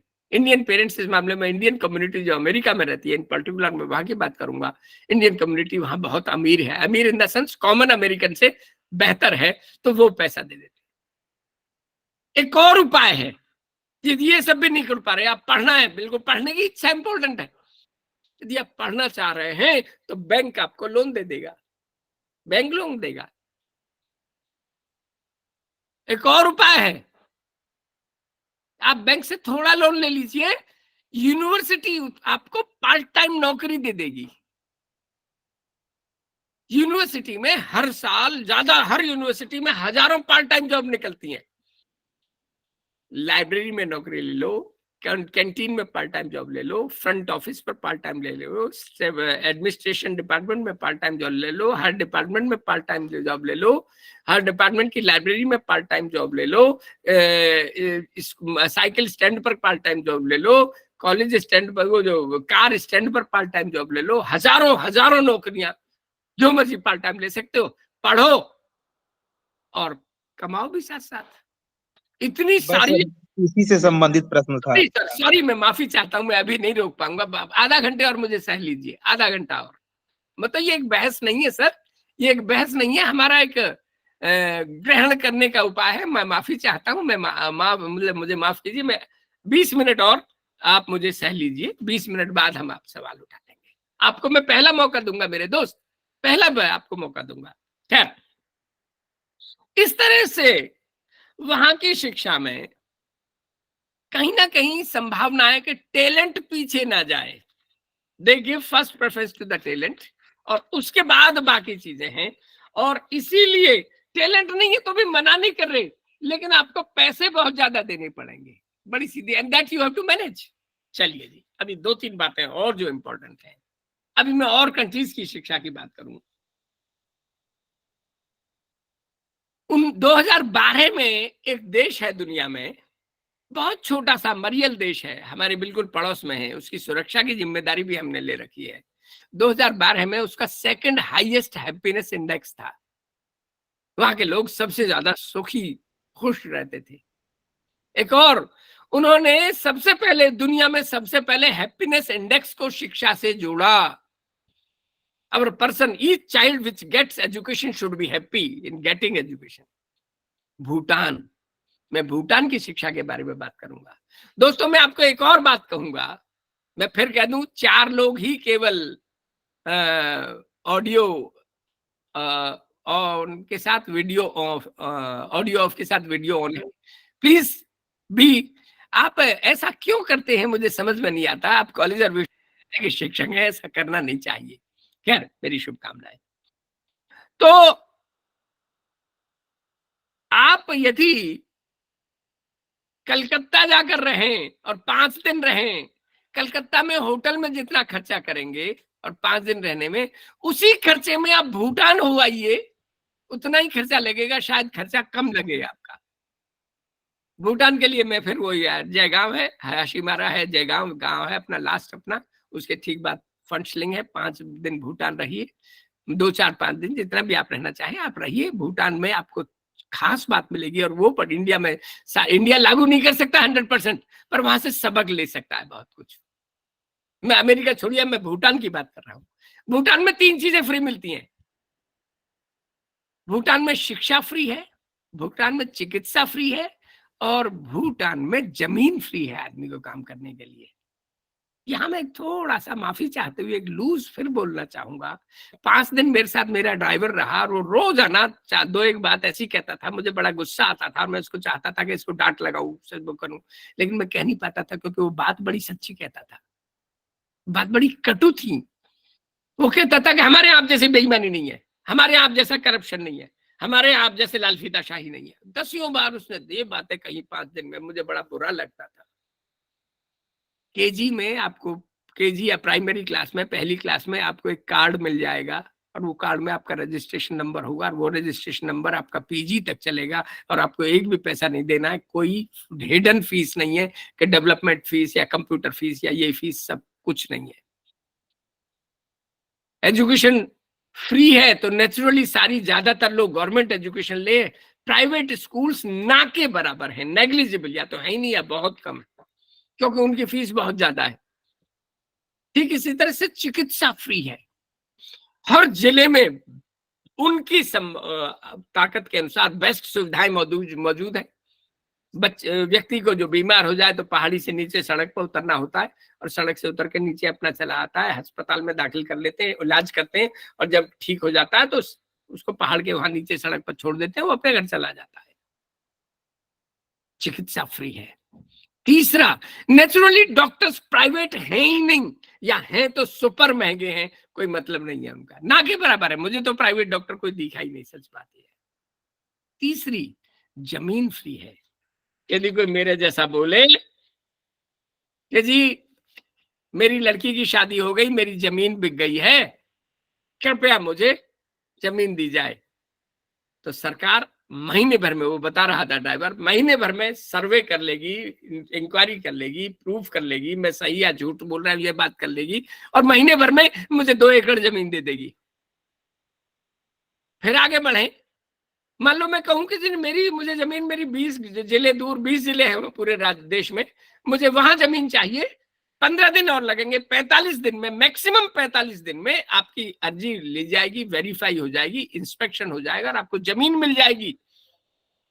5 साल पहले मैंने अपने बुलंदशहर जिले का निवासी हूं, मैंने अपने कलेक्टर को पर्सनली जाके चिट्ठी लिखी थी कि सर मुझे इसका जवाब दीजिएगा, और वो चिट्ठी का मैंने रिमाइंडर भी दिया। 5 साल बीत गए, आज तक उत्तर ही नहीं आया है। वो बार बार इस बात को कहता था, लाल फीताशाही बहुत ज्यादा है वहां हमारे यहाँ। खैर, हम फिर उन्हीं बातों पर जाए। भूटान में इन सब कारणों से का जो कारण मैं ढूंढने गया कि ये कारण ऐसा क्यों है, और कारण बड़े अनूठे निकले। पहला कारण तो ये है कि भूटान में भूटान बंगाल की 70% बिजली भूटान सप्लाई करता है, 70% ऑफ द बिजली उससे पैसा मिलता है। अब मैं भूटान में उस ड्राइवर के घर भी गया, खाना भी खाया, जगह जगह कई जगह घूमे हम। थिम्पू, पोनाखा, पारो 3 शहर हैं। थिम्पू उनकी राजधानी है, जाकर आप आज जा सकते हैं। वहां ज्यादातर लोग, ज्यादातर शहर में भी ज्यादातर 3 चीजें रखते हैं कंपल्सरीली घर में, और वहां की अर्थव्यवस्था का एक बहुत प्रमुख आधार स्तंभ है मुर्गी, बकरी और गाय वो पालते हैं। इन सब से उनकी दूध की और मांस की आवश्यकता पूरी हो जाती है काफी हद तक। ये एक वहां की अर्थव्यवस्था। इस सबको जोड़कर मैं ये नहीं कहूंगा, लेकिन मैं कहूंगा कि हैप्पीनेस इंडेक्स वहां का हमें बड़ा एक प्रेरणादायी चीज है जो भारतीय शिक्षा में आनी चाहिए। इसी के साथ एक चीज और जोड़े। अब अगला मैं बिंदु लेता हूं। जैसे मैंने बताया था, Finland education is the best. Finland में ऐसा क्या है कि वहां की शिक्षा इतनी शानदार है? दोस्तों, मैंने फिनलैंड के बारे में हाँ, एक चीज और जो मैं बताना भूल गया, मैं 14 देश यूरोप के भी होके आया। यूके में London, France, Belgium, Germany, Italy, Netherlands, Switzerland, 14 देश में कुल होके आया। वहां के भी इंस्टीट्यूशंस वगैरह कुछ मैंने देखे। फिनलैंड की खास बात यह है कि उनका भी 60-70% रेवेन्यू एजुकेशनल टूरिज्म से आता है। अमेरिका, ब्रिटेन, फ्रांस के लोग वहां घूमने आते, देखने आते कि इनकी शिक्षा अच्छी क्यों है, हमारी इतनी अच्छी क्यों नहीं है। वहां सबसे बड़ा जो बच्चा है जॉय ऑफ लर्निंग की बात वो फिनलैंड वाले करते हैं, पहली क्लास से ही कुछ नहीं पढ़ाते बच्चे को। पहला एग्जामिनेशन 16 साल की उम्र में लेते हैं। 16 साल की उम्र तक कोई एग्जामिनेशन ही नहीं होता, एनुअल एग्जामिनेशन नहीं है, कोई एग्जामिनेशन ही नहीं है, बच्चा टेंशन से फ्री है। हमारे यहाँ सुसाइड इसीलिए ज्यादा होते हैं शायद, क्योंकि हमारा सिस्टम पूरा एग्जामिनेशन बेस्ड है। इम्तिहान में पढ़ा, मारा पीटा, फेल हो गया, पास हो गया, ये हो गया, फलाना है, कम नंबर है, ज्यादा नंबर है, टेंशन रहती है हमारे पेरेंट्स में। वहां टेंशन नहीं है। अब बच्चे को पहले 2 साल तक लिखना ही नहीं सिखाते, पढ़ना और बोलने पर जोर है हमारा, पढ़ने और बोलने पर। उसके बाद बच्चे को फिर एक्टिविटीज कराते हैं 50। खैर मैं उनकी बात और भी बाद में करूंगा। और बच्चा बड़ा खुश होकर देखा है, मैं एक वीडियो देख रहा था, ओह I am feeling very excited, I will be appearing for my board examination next week. मैं बड़ा एक्साइटेड महसूस कर रहा हूं कि अगले वीक में मैं अपने बोर्ड के एग्जामिनेशन में होऊंगा, अपियर होऊंगा। तो वहां की शिक्षा का जो एक पूरा बड़ा स्ट्रक्चर हम ये ले सकते हैं कि इंडिया में तनाव क्यों है, कक्षा में तनाव क्यों है, ये एक बड़ी चीज इंडिया में एनईपी 2020 में इस बात को उठाया गया है कि कक्षा में तनाव रहित होकर अध्यापक किस प्रकार पढ़ाए, ये एक बड़ा मसला है। Sweden, Denmark, Norway, Netherlands, Switzerland, इन सब कंट्रीज में ज्यादातर में जो और हालात हैं उन सब का यदि हम बात करें, मैं और फैक्टर्स की बात करूं, मैं अमेरिका तो जहां freedom, autonomy, happiness. Upendra Singh ji हाथ खड़ा कर रहे हैं, प्लीज सर। उपेंद्र सिंह जी गलती से हो गया शायद, लगता है, कोई बात नहीं। हाँ, अब मैं एक बड़े मुद्दे पर बात करता हूं जो अमेरिकन शिक्षा में ज्यादातर कोशिश करूंगा, ब्रिटेन और अमेरिका इन कंट्रीज की ज्यादा बात करूंगा। दोस्तों 1979 में जब मैंने दिल्ली विश्वविद्यालय में शिक्षा विभाग में 3 साल पढ़ाया और 2 साल पढ़ा रहा था, और जब मैं पढ़ा रहा था तो वहां एक बड़ा लंबा डिस्कशन हुआ स्टाफ में। उस डिस्कशन में ये पाया गया, हमारा इंडिया का इतना ज्यादा ज्ञान आधारित सिस्टम है, उसको चिंतन करने की जरूरत है। यहां मैं एक और कमेंट कर रहा हूं। एक्चुअली 3 प्रकार के मानव के आयाम होते हैं, cognitive, conative and affective. Cognitive ज्ञानात्मक, conative क्रियात्मक या साइकोमोटर, एक ही चीज है, और अफेक्टिव भावनात्मक। इंडियन सिस्टम में कॉग्निटिव पर जरूरत से ज्यादा ध्यान दिया जाता है। हमारे यहाँ थ्योरी पर, एस्से टाइप पर, रिटन टेस्ट पर, ज्ञान अर्जन पर बहुत ज्यादा जोर दिया जाता है, कौशल अर्जन पर जोर नहीं दिया जाता। इसीलिए एनईपी 2020 में कौशल अर्जन की बात की जा रही है। हालांकि इंडियन यूनिवर्सिटीज पूरी कोशिश कर रही हैं कि एनईपी 2020 को फेल करें। मेरे ऐसे कई परिचित लोग हैं जो पॉलिसी रिसर्च करते हैं और वो बताते हैं कि हम पूरी स्पिरिट से एनईपी 2020 को लागू नहीं कर रहे हैं। हालांकि 10% ऑफ इंडियन यूनिवर्सिटीज भी सही स्पिरिट में एनईपी 2020 लागू नहीं कर रहे हैं, इसलिए प्रॉब्लम ज्यादा आ रही है। कल्पना ये थी कि बीए, बीएससी, बीकॉम में स्किल को इतना इन्फ्यूज करें कि हर बच्चा बीए करते ही अपना स्वतंत्र काम कर सके, नौकरी कर सके, नौकरी दे सके, इंडिपेंडेंट काम कर सके।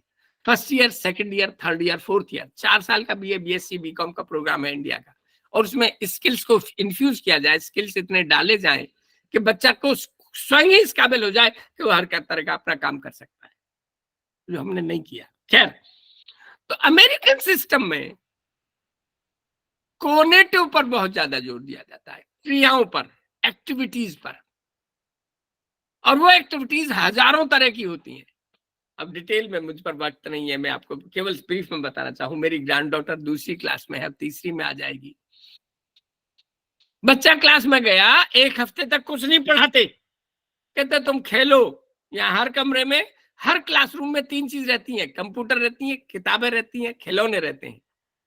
वहां एमए फिलोसफी की मैं क्लास में गया, वहां भी 3 चीज रहती हैं कमरे में, किताबें रहती हैं, 2 चीजें, किताबें रहती हैं और कंप्यूटर्स रहते हैं। खैर मैं ब्रीफ में बताऊं तो बच्चे को पहले हफ्ते कहते हैं कि तुम खेलो, टॉफी है, खाओ, मौज करो। मिलो। पहले तो 2-3 दिन बच्चा इंतजार करता रहता है, रोता है कि मेरे घर जाना है, फिर बाद में दोस्तों से बात करने लग जाता है, फिर इंटरेक्ट कहते हैं बात करो, फिर उनको बेसिक तहजीब सिखाते हैं। से good morning to your mom, से गुड मॉर्निंग टू योर पापा। आज से 40 साल पहले जब मैं अपने गांव जाता था तो 100 पैसे 100 लोग राम राम जी, पालागन, सलाम वालेकुम, वालेकुम सलाम, नमस्ते, जय राम जी की सब कहते जाते थे। आज मैं अपने गांव जाता हूं, 3 दिन बाद जा रहा हूं, 100 में से 10 लोग, 5 लोग भी नहीं रहते जो इस तरह से नमस्ते करें। अमेरिका में सामने 100 में से यदि लोग 4-6 लोग वो है जो अपना बिजी बात करते जा रहे हैं या मोबाइल पर है, 100 में से 100 लोग आपको हेलो, हाय, गुड मॉर्निंग ये कहते हैं, क्योंकि पहली क्लास में उनको ये चीज सिखाई गई है, बेसिक चीज एथिक्स सिखाई गई है। से गुड मॉर्निंग, गुड इवनिंग, से हेलो टू योर पापा। उसको शुरुआत में जो बिल्कुल बेसिक्स को कराते हैं, बेसिक तहजीब, एक्ट करना, जूते के फीते बांधना, ये सब बकायदा क्लासरूम में डिटेल में कराया जाता है। इसके बाद एक बार दिन क्या करते हैं, बच्चे नीचे बैठते हैं, नीचे बैठ के तुम्हें कौन सा रंग पसंद है, कि लाल, कि नीला, कि मुझे पीला, कि हरा, कि जामुनी, उस रंग को लेते हैं और सामने घोल देते हैं और एक कागज लिया और बच्चे के पैर उसमें डाले और उस पर थप्पा लगा देते हैं। फिर बच्चे से कहते हैं अच्छा नहीं आया, दोबारा करो। एक एक बच्चे के मतलब 1.5-2-3 घंटे में सारी क्लास में यही कार्रवाई होती है, पैरों के छाप लेकर, और पेरेंट्स को भेज देते हैं the footprints of your child. ऐसे इंडिया में आज तक मैंने कहीं नहीं देखा है, किसी स्कूल में नहीं होता है। फिर अगले 1-आध महीने बाद फिर क्या करते हैं, इसी तरह से रंग घोलते हैं और हाथ लगा देते हैं, put hand prints of your child.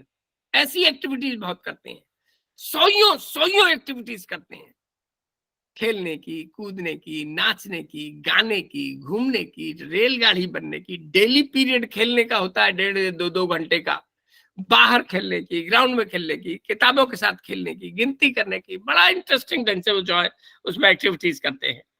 बच्चों की केयरिंग करना पेरेंट्स का सबसे, टीचर्स का सबसे बड़ा इंपॉर्टेंट टास्क माना जाता है।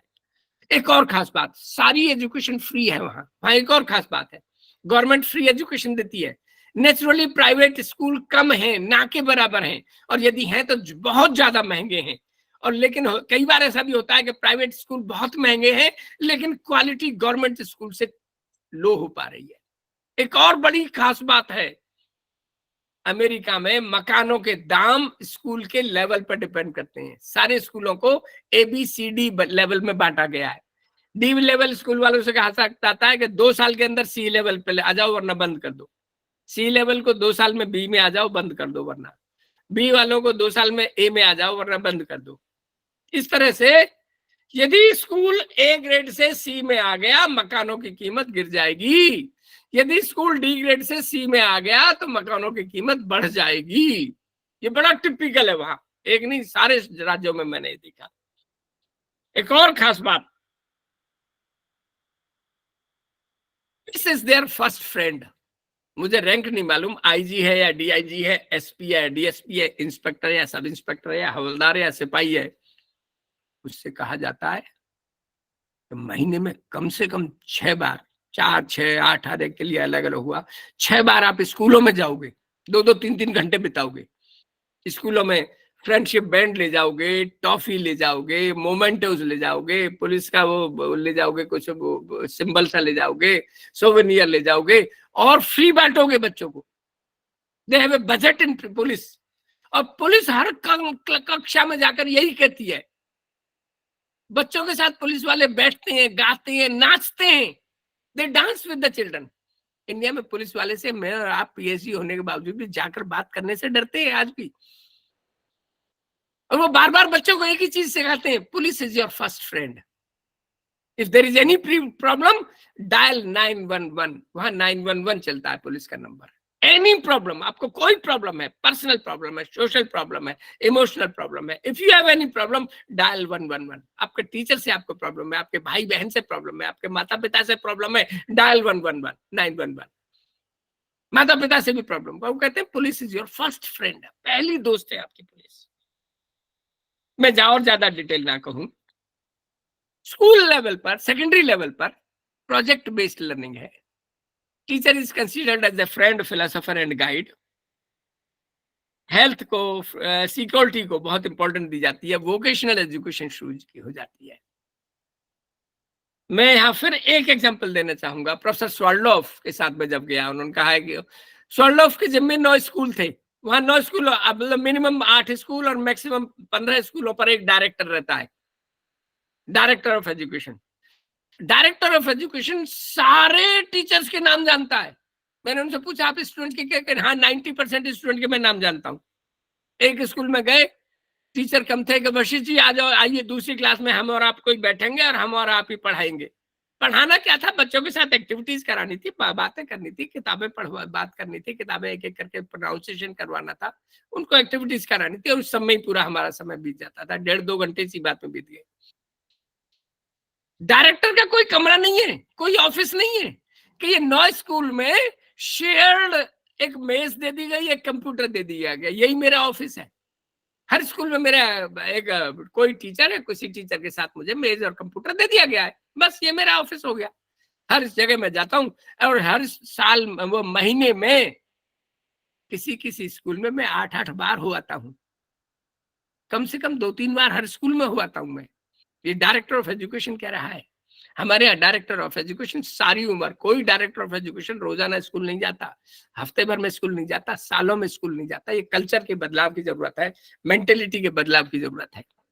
हायर एजुकेशन की बात मैं करता हूँ, मैंने हाई फीस की बात करी। प्राइवेट अमेरिका की, प्राइवेट अमेरिका के एग्जाम्पल में दी हमने, अमेरिका या फ्रांस ले लें, ज्यादातर जगह private universities are the best. Maximum Nobel prize private universities से आते हैं। प्राइवेट यूनिवर्सिटीज रिगर बहुत लेती हैं। प्राइवेट यूनिवर्सिटी, सारी यूनिवर्सिटीज में मैक्सिमम नोबेल प्राइज में, जैसे मैंने कहा है कि प्राइवेट यूनिवर्सिटीज से आते हैं। अर्न व्हाइल यू लर्न चलाई हुआ है, 4 साल का कोर्स है, सेमेस्टर सिस्टम है, क्रेडिट बेस्ड सेमेस्टर सिस्टम है। मैं सब क्रेडिट बेस्ड सेमेस्टर सिस्टम का एग्जांपल जानू करता चाहूंगा। आज से नहीं है, 50 सालों से है। आज भी इंडिया की हर यूनिवर्सिटी में सेमेस्टर सिस्टम यूजीसी नहीं ला पाई है। एनुअल सिस्टम चल रहा है अभी भी बहुत जगह। 18 हफ्ते का एक सेमेस्टर माना जाता है। 2 हफ्ते एग्जाम के छोड़ दीजिए, 16 हफ्ते। यदि हर हफ्ते में 1-1 घंटा पढ़ाया जाए 16 हफ्ते तक, तो उसको 1 क्रेडिट कहते हैं। तो 16 हफ्ते का 1 क्रेडिट हो गया, 16 घंटे का। तो 4 क्रेडिट का मतलब हुआ 4 घंटे पर वीक पढ़ेगा बच्चा, तो 4 क्रेडिट होगा। मोटे तौर पर एक सेमेस्टर में एक बच्चा 22 से 26 क्रेडिट पूरे करता है। 4 क्रेडिट एग्जाम के लिए लिए जाते हैं, तो 18-20 क्रेडिट का मतलब 4 क्रेडिट है, तो 5 पेपर पढ़ता है बच्चा। हमारे यहाँ की तरह 3 नहीं पढ़ता, 5 पेपर पढ़ता है। उन 5 पेपर्स में पढ़ के 5 के 20, 20 में 4, 24, 26, 22, 24, 26 क्रेडिट का एक सेमेस्टर होता है। और पर सेमेस्टर ऐसे करके 8 सेमेस्टर में पढ़ता है। इंडिया में एनईपी 2020 यही चीज लाने जा रही है और इस पर बड़ी जोर दिया जा रहा है। उन्होंने कहा कि 4 साल की डिग्री होगी, ऑनर्स की डिग्री होगी, और कम पढ़ेगा 3 साल के पे भी डिग्री दे देंगे, और कम पढ़ोगे 2 साल के पे डिप्लोमा दे देंगे, और कम पढ़ोगे 1 साल के पे हम सर्टिफिकेट दे देंगे। लेकिन मॉड्यूल इस तरह के लेने पड़ेंगे, और मॉड्यूल किस उस पर अभी तक इंडिया एक भी यूनिवर्सिटी उस मॉड्यूल्स का स्ट्रक्चर नहीं बना पाई है। उसमें प्रॉब्लम है, क्योंकि हम काम चोर करने में, हम लोग मेहनत करने में। एक और बड़ी बात प्रोफेसर पटनायक थी, वो बता रही थी कि सर बहुत हैवी वर्कलोड है हम पर। ऑन एन एवरेज 40 से 48 घंटे पर वीक हमें एजुकेशन पर देने पड़ते हैं, यूनिवर्सिटी एजुकेशन में। अमेरिका की हर यूनिवर्सिटीज में हर टीचर 40 घंटे मिनिमम देता है, 48 घंटे मैक्सिमम देता है। लखनऊ यूनिवर्सिटी में एक लेवल पर हमने 88 उन टीचर्स की लिस्ट बनाई थी जो पिछले 5 साल में एक बार भी कॉलेज नहीं गए थे। 2001 की बात है। ये एक बड़ा इशू है और बहुत बड़ा इशू है। हम किस सीमा तक स्कूल के लिए, कॉलेज के लिए, यूनिवर्सिटी के लिए डिवोट करने को तैयार है। मैं जल्दी से 2 बातें और कह देता हूं। टीचर का सिलेक्शन बहुत टफ है, बहुत टफ है। स्कूल लेवल पर, हायर एजुकेशन, 1-1, 2-2, 4-4 लेवल पर रिटन टेस्ट होता है, इंटरव्यू होता है, और तब भी हो सकता है, जरूरी नहीं कि आपको अपॉइंटमेंट दें, लेकिन काबिल आदमी को छोड़ते नहीं है वो। मैं ये नहीं कह रहा कि मैं बार बार 30 मार्क खाऊं। प्रोफेसर वो मैडम जो गावरी परमिशन से साथ जब मैं 2 बार बात किया उनसे, गावरी परमिशन जी बोली, वशिष्ठ जी आप एक कोर्स की आउटलाइन बनाइए, 1 सेमेस्टर के लिए आप हमारे लिए पढ़ाने आ जाइए, आपका इंटरव्यू जरूर होगा, वो इंटरव्यू आपको फेस करना पड़ेगा, लेकिन वी विल गिव यू पे एंड एवरीथिंग, एंड 1 सेमेस्टर आप अपना कोर्स पढ़ाइए। इतना ऑटोनॉमी है उनके यहाँ, कोई भी टीचर जो मर्जी कोर्स पढ़ाए। ऑस्ट्रेलिया की बात करें तो वहां टीचर की तनख्वाह कम होती है, लेकिन कहते हैं बाकी तनख्वाह जितने स्टूडेंट आप एनरोल करोगे उतनी आपकी तनख्वाह बढ़ती जाएगी, जितने स्टूडेंट को आप परीक्षा दिलवाओगे उतनी आपकी शिक्षा बढ़ती जाएगी। एक और टिपिकल सिस्टम है, एक और सिस्टम है, बड़ा महत्वपूर्ण है अमेरिका की दृष्टि से ही, अमेरिका के उसमें सिस्टम में, कल्चर में, कि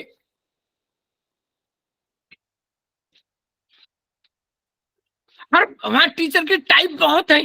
परमानेंट टीचर जो सो कॉल्ड परमानेंट टीचर है वो 5 साल का टेन्योर टीचर कहा जाता है। इतने सब कुछ इंटरव्यू देने के बाद भी 5 साल अपॉइंटमेंट होगा बस। 5 साल बाद दोबारा अप्लाई करो, दोबारा रिटन टेस्ट दो, दोबारा इंटरव्यू दो, 3-3, 4-4 इंटरव्यू होंगे तब आपको अपॉइंटमेंट मिलेगा। और आप ऐसे कोई रिटायरमेंट की एज लिमिट नहीं है। मेरे मित्र प्रोफेसर फिलिप्स जब 70 साल के हो गए, उन्होंने यूनिवर्सिटी को लिखा कि आई एम सॉरी, अब मैं दोबारा अप्लाई नहीं करूंगा। उनका सर आपको अप्लाई करने की जरूरत नहीं है, you are such a wonderful teacher, please keep coming, आप आते रहिए। 1 साल बाद मैंने लिखा कि मेरे लिए बड़ा मुश्किल है, मैं 5 दिन नहीं आ सकता। उनका सर आप 4 दिन, फिर उन्होंने मना कर दिया कि सर आप 3 दिन आ जाइए, फिर मना कर दिया। उनका सर आप 1 ही दिन आ जाइए, आइए, कोई अपॉइंटमेंट नहीं है, कोई सिलेक्शन नहीं है, कोई इंटरव्यू नहीं है, कोई कुछ नहीं है, because you are such A talented person. उनका मैं मुरीद हूं। वो 2 विषय में पीएचडी थे, संस्कृत में पीएचडी बीएचयू से थे और अमेरिका की किसी और यूनिवर्सिटी से फिलॉसफी में पीएचडी थे। मुझे जब भी मिलते थे, अहो महाचार्य अहम भाग्यम, महो महाचार्य महाचार्य महाचार्य कहकर मैं बड़ा अपमानित सा महसूस करता था। अपमानित नहीं, बड़ा शर्मिला सा महसूस करता था, क्योंकि मैं संस्कृत बिल्कुल नहीं जानता। वो धारा प्रवाह संस्कृत बोलते थे और इतनी शानदार बात करते थे उसमें, मतलब। और वो मुझे अभी लास्ट ईयर मेरी बात हुई, मैंने फोन पर बात की, मैं 2023 में ही गया था कि वशिष्ठ जी अब मैं बूढ़ा हो गया हूँ, अब मेरे लिए आना मुश्किल है, अब मैं नहीं आ पाऊंगा। मैंने मना कर दिया यूनिवर्सिटी को। यूनिवर्सिटी कहती है सर आप जब भी आए, एनी टाइम यू आर, जब भी आए हमारे यहाँ लेक्चर जरूर देते हैं। उनके लिए स्पेशल अरेंजमेंट कर रखा है। बेस्ट को छोड़ेंगे नहीं और वर्स्ट को लेंगे नहीं, ये बड़ा इंपॉर्टेंट। मैं 2 इंसिडेंट्स दूंगा, माफी चाह रहा हूं, मैं 2 मिनट और ले लूंगा। एक जी.ई. मूर नाम के सज्जन हुए हैं, प्रोफेसर, बहुत प्रसिद्ध प्रोफेसर था। फिलोसॉफिकल पेपर्स की उनके ब्रिटेन में किताब थी, कैम्ब्रिज यूनिवर्सिटी में पढ़ाते थे। उन्होंने एक पीएचडी एग्जामिनेशन होने की आई और पीएचडी कैंडिडेट थे लुडविग वॉन विटगेनस्टीन। ऑक्सफोर्ड यूनिवर्सिटी से पीएचडी कर रहे थे बर्टन रसेल के अंडर। देखिए ईमानदारी, देखिए जी मूर कहता है मैंने पूरी थीसिस पढ़ ली, ज्यादातर मेरी समझ में नहीं आई, लेकिन जितनी समझ में आई it is sufficient enough to award him the degree of doctor of philosophy of Oxford university. जी थोड़ी सी समझ में आई, इसी पे पीएचडी दे दो भाई। फिर यूनिवर्सिटी को लिखा क्या इस जेंटलमैन को आप मेरे यहाँ बुलाने के लिए कहेंगे। बर्टन रसेल को लिखा मैं इसको अपने यहाँ टीचर अपॉइंट करना चाहता हूँ। कोई सिलेक्शन नहीं, कोई कुछ नहीं, अपॉइंट कर लिया। इसकी क्लास अटेंड करते थे मूर साहब। मैं विटगेनस्टीन की 2 मिनट की कहानी आधा मिनट में और बताता हूँ। एक समय पर उन्होंने कहा कि I have solved all the problems of philosophy, और मेरे लिए पढ़ाने के लिए कुछ नहीं बचा, अब मैं छोड़ के जा रहा हूँ। और वो ऑस्ट्रिया की राजधानी वियना में पढ़ाने लग गए प्राइमरी क्लास के बच्चों को। प्राइमरी क्लास के बच्चों के साथ उन्होंने लेखा विकसित किया कि जो मेरी थ्योरी थी गलत थी, सारी प्रॉब्लम सॉल्व नहीं है। बच्चों में इमेजिनेशन की इतनी क्षमता है, क्रिएटिविटी की इतनी क्षमता है, बच्चे खेल खेल में ही सारी चीजें सीख लेते हैं, लैंग्वेज सीख लेते हैं। 5 साल बीत गए, कैम्ब्रिज यूनिवर्सिटी से चिट्ठी आई कि mister Wittgenstein we are missing you, I hope you must also be missing us, will you like to come and join our university as professor again. उनका यस आई विल। आए दोबारा, उन्होंने theory of language games विकसित करी।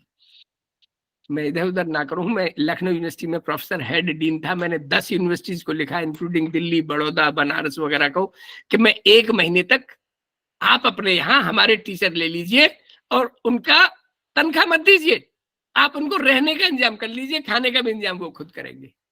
आप अपने यहाँ से टीचर भेजिए, हम अपने यहाँ रहने का इंतजाम फ्री देंगे। एक भी यूनिवर्सिटी ने राजी नहीं हुई, और यूजीसी बार बार कहती है कि इंटर यूनिवर्सिटी सिस्टम हमें करना चाहिए। एक भी, आज नहीं 20 साल पहले मैंने ये योजना चालू की थी, not a single university was ready to do it. एक एग्जांपल और, अभी लेटेस्ट फिल्म चल रही है ओपनहीमर की, आपने देखी होगी।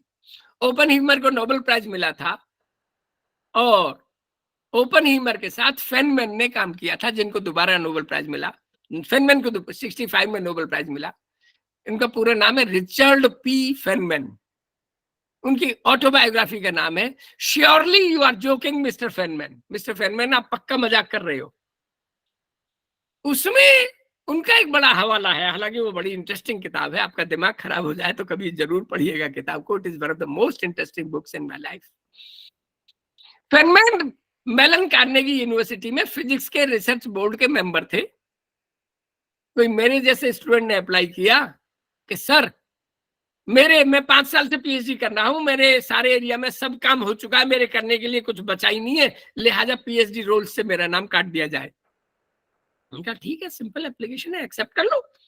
फेनमैन बोला कि नहीं, इनको इसी बात पे पीएचडी दे दो। कैसे कैसे दे सकते हैं, कि इनसे रिपोर्ट ले लो ना, इनसे detail report low. How do you say that everything in the area has been done. Detail report ले लो, डिटेल रिपोर्ट उसने भेज दिया, उसको पीएचडी अवार्ड हो गई। ऐसी ऑटोनॉमी, ऐसी फ्रीडम, ऐसा टीचर, ऐसा अपॉइंटमेंट, ऐसा सिलेक्शन, ऐसा रिटायरमेंट, मुझे लगता है हमें बहुत कुछ करने की जरूरत है। I stop here deliberately, my best wishes, good luck. आप लोगों ने मुझे सुना। सबसे पहले नवनीत जी आप सवाल पूछें, आपका स्वागत है। उसके बाद और साथी सवाल पूछें, 2-4 सवाल हमने। सर इतनी विविधता के साथ इतने सारे ज्ञान दिए कि सवाल तो कुछ बचा ही नहीं है। मैं बस यही जानना चाहता था कि वहां पे जब बड़े बच्चे हायर एजुकेशन में जाते हैं और तुरंत जॉब उनको मिल जाती है, बस उसी के बारे में बताएं किस तरह की जॉब उनको मिल जाती है। और असहमत हम आपसे थे ही नहीं, बस यही पूछना चाहते अच्छा, जो कि आप भैया बता एग्जाम लगा लो, जॉब मिल जाती मुझे है। कम से कम 40-50 बच्चे ऐसे मिले जो कैंटीन में बैरे का काम कर रहे थे। कोई जॉब छोटी बड़ी नहीं है। 50 कहता हूँ, बड़ी सुंदर बढ़िया लड़की है, अमीर माँ बाप, करोड़पति माँ बाप की लड़की है, बैरे का काम कर रही है। Sir I am part time earning, क्या दिक्कत है, मैं पढ़ भी रही हूँ, पढ़ाई कर रही हूँ, छुट्टी का टाइम है, मैं नौकरी कर रही हूँ। नौकरी कोई छोटी बड़ी नहीं होती। $15 आज की तारीख में $15 पर घंटे मिल जाते हैं। $15, 8-6 दिन काम करो। मेरी भतीजी ने 7 दिन काम किया है, संडे को भी काम करती थी। अपनी फीस जो है 50 लाख का लोन लिया था, 3 साल में उधार सब चुका दिया मेहनत करके। राजेंद्र प्रसाद जी कुछ कहना चाहते हैं? राजेंद्र जी अपना नंबर बोल देते अपना सर। मेरा सर मजहर साहब से, एचआरडीसी वालों से ले लीजिएगा, मेरे स्वागत है। मैं भी और सवाल ले लूं मेरे दोस्त। हाँ जी दोस्तों बोलो सवाल कुछ। राजेंद्र जी कुछ पूछ रहे थे। राजेंद्र जी, अच्छा सरिता रानी जी। हाँ सर, राजेंद्र जी बोले सर। सर ये क्वालिटी की बात हो रही थी अभी, आप कर रहे थे सर। सर ये हम लोग यूपी से हैं, और यूपी में जो वीसी के अपॉइंटमेंट है, वाइस चांसलर के अपॉइंटमेंट है, और स्टेट यूनिवर्सिटी में जो असिस्टेंट प्रोफेसर के अपॉइंटमेंट हैं, वो उनको देखकर तो हमको नहीं लगता कि क्वालिटी वाले लोगों का सिलेक्शन होता है sir. No comments, sorry. Sarita Rani ji. Sir मेरा भी सिमिलर ही क्वेश्चन है एक्चुअली। जैसे हम स्टूडेंट्स की बात करते हैं, हम उनको इतना मोटिवेट करते हैं क्लासेस आने के लिए, but they are not ready to take the classes. आपको बीच में ही रोक दूं, मैंने इंदौर यूनिवर्सिटी में 5 साल तक अटेंडेंस रजिस्टर लिया नहीं था। मेरी क्लास में एक भी बच्चा शॉर्ट ऑफ अटेंडेंस नहीं हुआ 5 साल तक।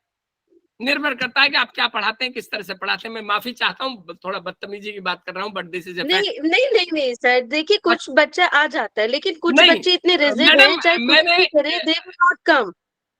लखनऊ यूनिवर्सिटी में बीए की क्लास में मैंने, मेरे डिपार्टमेंट के टीचर्स में ज्यादातर बच्चे आते थे। अच्छा टीचर है, बच्चे 10 बार आते हैं। मैं माफी चाहते कहूँगा, खराब टीचर है, बच्चे नहीं आते और ना आएंगे, लेकिन सर ना आना चाहिए। एक बात बताइए सर, रिजल्ट नहीं आ रहा है बच्चों का, रिजल्ट नहीं आ रहा है अगले नहीं, तो फिर उनका क्वेश्चन यही होते हैं कि यदि रिजल्ट ही नहीं आ रहा है तो for what we are coming to take the classes. और डिटेल में नहीं जाऊंगा। To a large extent the quality of teacher and teaching is responsible for this factor to a large extent. सारा सर नहीं। क्वालिटी लेके कहाँ जाएगा आदमी, बता तो रहे सर। सर बड़ी माफी क्वालिटी के साथ लेके सवाल जाएगा। वो पूछना बात चाहूंगा। ठीक है, लेकिन जब रिजल्ट नहीं आ रहे हैं, यूनिवर्सिटी रिजल्ट सर, ही इन अनाउंस नहीं तर्कों का कर रही मेरे है। पास कोई जवाब नहीं है, मैं गलती मानता हूँ। एम चटर्जी साहब, इनका तर्कों का सर- जवाब है। मुझे तो सिस्टम ओवरऑल करना है, आप करना है कर लो, नहीं है मत करो। 48 घंटे काम करना है करो, नहीं है मत करो, मुझे क्या फर्क पड़ता है, मेरी तो पेंशन मिल रही है 1.5 लाख। सर मौका मिलेगा तब ना सर करेगा क्वालिटी वाला आदमी, मौका ही नहीं मैं मिल रहा माफी चाहता हूँ सर, मैं माफी चाहता हूँ। इंडियन गवर्नमेंट इतना शानदार कर रही है, हर कॉलेज में प्रोफेसरशिप देती है। आप रिसर्च लेवल की करिए ना, बर्टन रसल की। बर्टन रसल कॉलेज में पढ़ाता था, इतना शानदार कर रही है कॉलेज में कि पढ़ाता था। सर दिल्ली यूनिवर्सिटी में करने के ड्यू में सारे संघ से जुड़े हुए लोगों को प्रोफेसर बनाया जा मैं रहा है। सवालों में नहीं जाऊंगा, मैं कहूंगा आप अपने लेवल पे आप सर बोल ही नहीं रहे बैकडोर ना। एंट्री हो रही है सर ज्यादा। मैं एक चीज हाँ, कहूंगा, बिल्कुल। मैं एक चीज कहूंगा, आप कोपेनहेगन यूनिवर्सिटी में जाइए ना, यहाँ अरे भाई टैलेंट नहीं हो रहा। पॉलिटिकल क्वेश्चन ना करो भाई। मना किया है।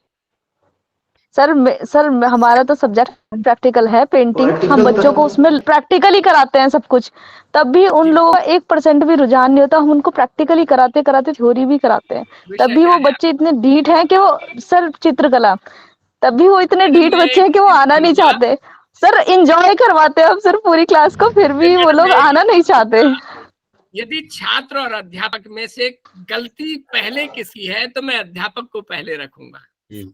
अध्यापक पहले आता है, छात्र बाद में आएगा। मैडम एक किताब है मारिया विगडोरोवा की, the diary of A school teacher. आज लखनऊ में एक college school, one of the best school माना जाता है शहर का, स्टेट का।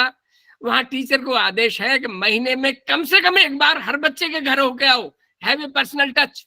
ऐसे कॉलेज लेवल पर भी, जो मुझे मालूम है, मैं बीएड में एमए एमएससी बच्चे आ गए हैं। मैं 30 मार्क का नहीं हूं, मैं खुदा का भाई नहीं हूं। मैं एक दिन, मेरे बच्चे सारे गायब थे कक्षा में। कहाँ गए कि जी सिनेमा गए। मैं रजिस्टर लेके सिनेमा के एग्जिट पे पहुंच गया था और वहां मैंने अटेंडेंस लगा ली थी। और 3 बच्चे जो सिनेमा से गायब थे, मैंने उनको शो कॉज नोटिस दिया कि तुम गायब क्यों रहे, तुम सिनेमा भी नहीं गए, क्लास में भी नहीं आए। करने की जरूरत है।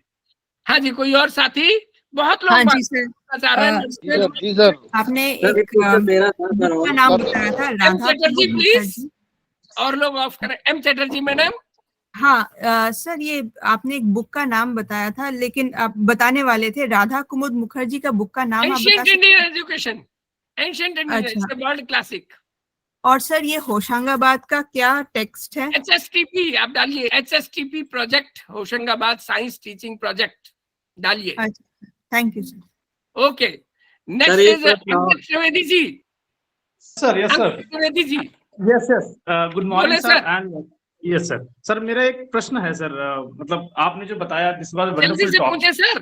सर मेरा प्रश्न है, क्या कौन सी 3 बेस्ट प्रैक्टिसेस को सर आप अडॉप्ट करना चाहेंगे फॉरेन पॉलिसी से या फॉरेन एजुकेशन से? 3 बेस्ट प्रैक्टिसेस बहुत प्लीज। बढ़िया।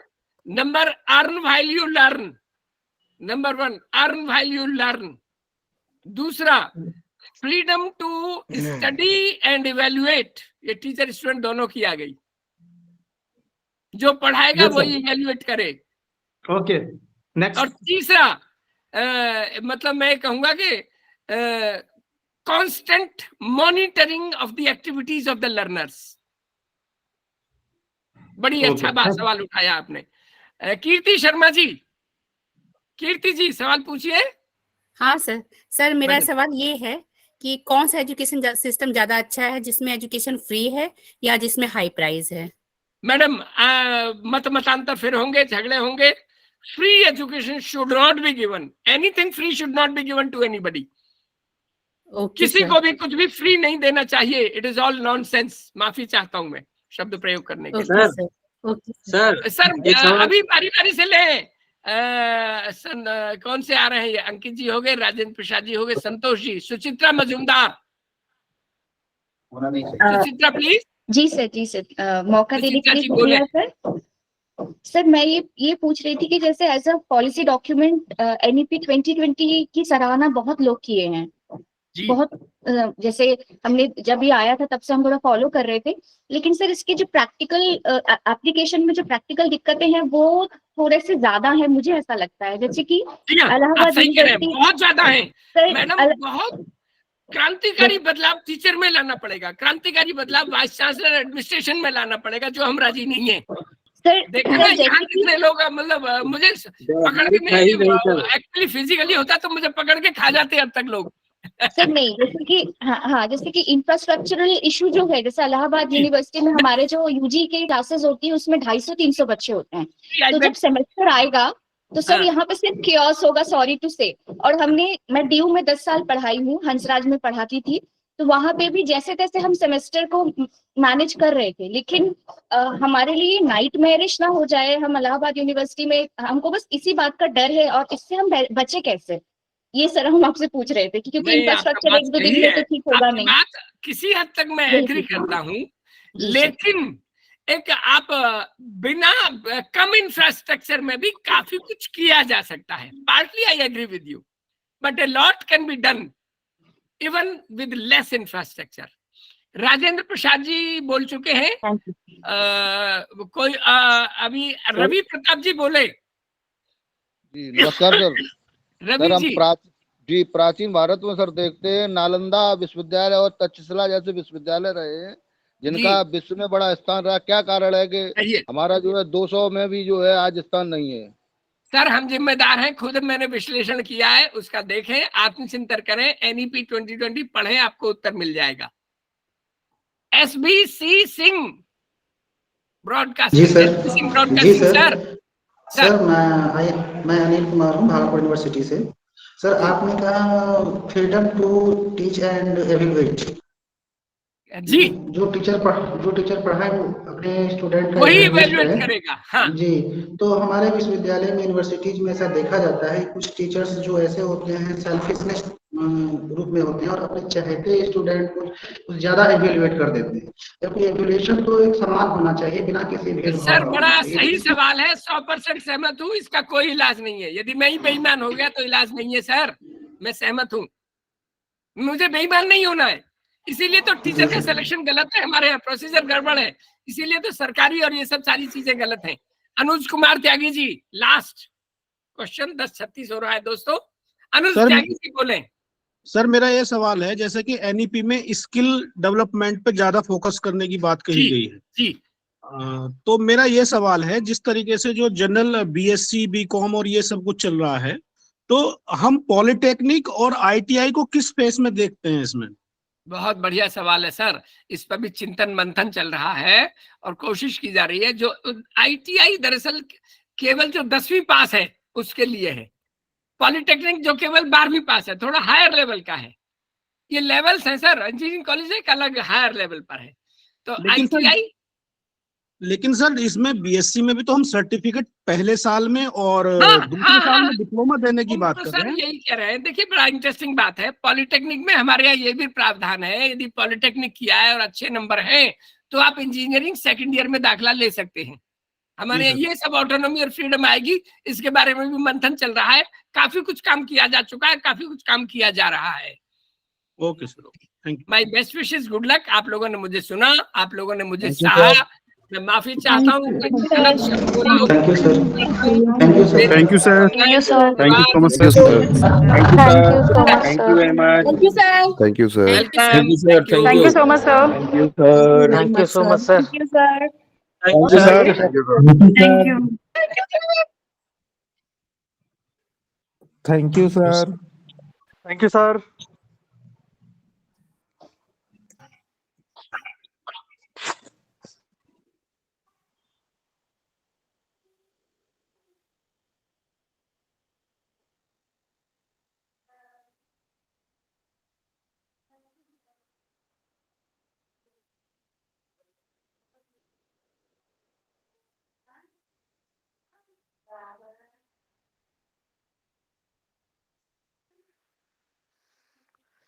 चलिए।